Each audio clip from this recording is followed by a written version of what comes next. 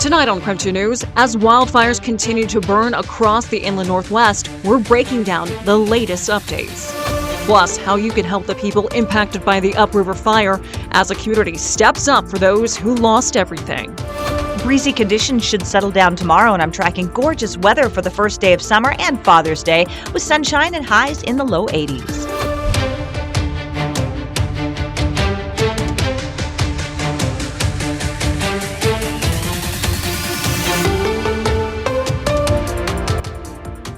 Thanks for making this special streaming edition of KREM 2 News at 5 a part of your Saturday. I'm Cody Proctor. Well, topping our headlines tonight, one person died after a two-car crash just 2 miles north of Pullman.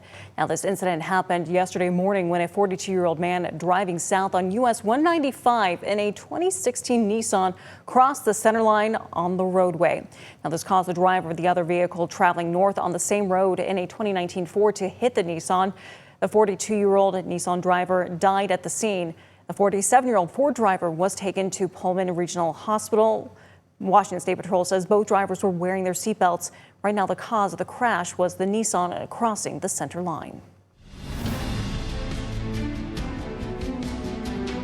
Well, tracking wildfires now tonight, the Spokane County Fire District 9 fire crews were out on scene earlier this afternoon working to mop up a brush fire near Mead. Along with District 9 crews from the city of Spokane also worked to suppress this fire. They say the fire's progress has stopped. It is also fully wetlined. That incident happened this afternoon. At last check, it was only about an acre in size, but did reach 2 alarms. And taking a look now at some other fires that we're tracking tonight. The Upriver Fire last night, all of the level 2 get set and level 3 go now evacuations were lifted. Only level 1 evacuations remain in place, meaning everyone can return to their properties. 14 homes were destroyed in that fire. 1 person also died. At last check, that fire has burned 213 acres and it is 60% contained. Today, crews worked on protecting structures and monitoring the fire perimeter for remaining hotspots. The cause of this fire is still under investigation tonight, but officials do say it was caused by humans. And turning over to the Gold Run fire just south of Kellogg. According to this morning's update, fire officials say that updated mapping using field verification has brought the acres burned to 227. Containment also grew overnight from 22 to 40% contained now. To help with suppressing this fire, firefighters installed water delivery systems around the fire perimeter. And the Omak Lake and Kartar fires, which merged into one on Thursday, still 0% contained at last check. Level 3 evacuations are still in effect in Kartar Valley. At last check, that fire's burned 11,706 acres. The fire was human-caused. Crews will continue working to suppress and working on suppression activities using indirect and direct fire lines. They say air support will be patrolling and helping identify threats to the line.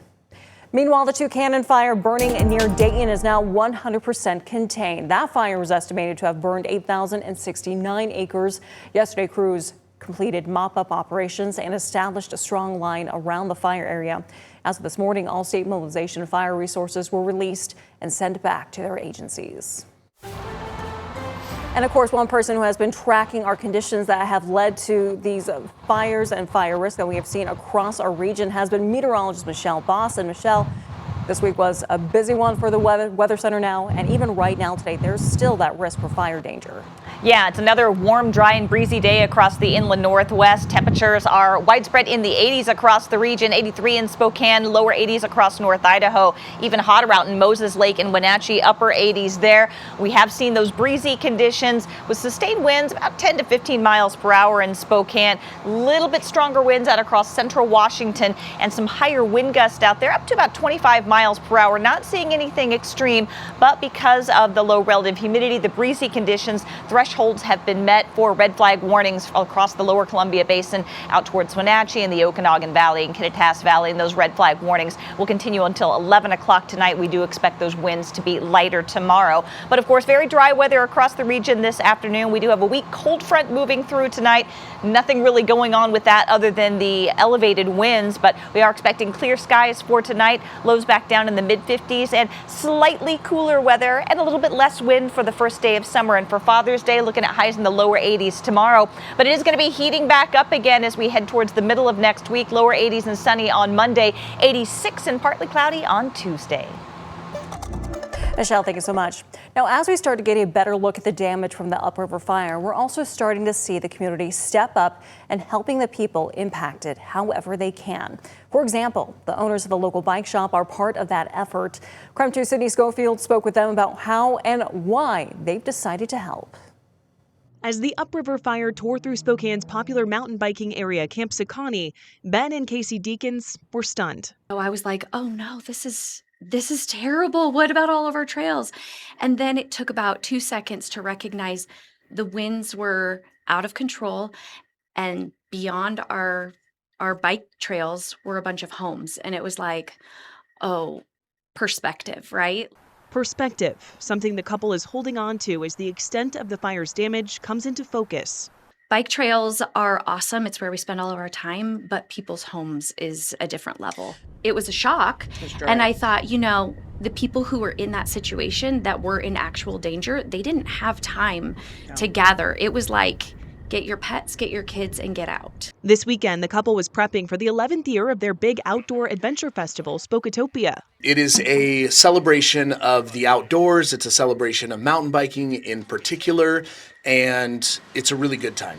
It was really clear, really quick, that we were not going to be able to hold the event. We hold the event in the meadow at Camp Sakani, and it just wasn't possible.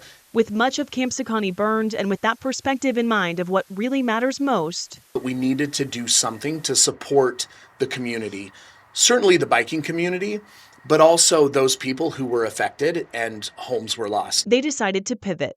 So we rallied the troops. And now they'll host a fundraiser at their bike shop, complete with barbecue, beer, and biking videos on a big screen. Any proceeds from the event will be donated to those affected. So we've decided that the Red Cross is the best vehicle locally for donations to go to. While the mountain biking community has a lot of work ahead of them to rebuild the fire-ravaged trails, Ben and Casey keep coming back to one thing: perspective. In a world that is often divided, it's really nice to see, to be, just overcome all of our differences and come together and say, these are people, they need help, let's do it.